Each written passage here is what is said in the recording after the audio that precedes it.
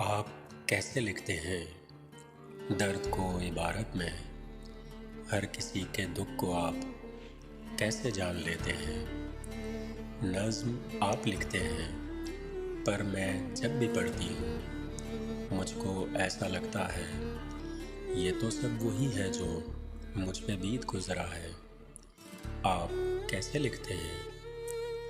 उसके इन सवालों को सुन के मुस्कुराया था, मुस्कुरा के देखा था, फिर उसे बताया था। शेर मैं नहीं लिखता, शेर मुझको लिखते हैं। नज़्म खुद उतरती है, हाथ चलने लगते हैं। राख हो चुके शोले फिर से जलने लगते हैं। मैं कहाँ से लिखता हूँ? मैं तो एक कैदी हूँ जो किसी सज़ा में है, जिसने लफ्ज़ लिखने हैं, शेर जिसको कहना है।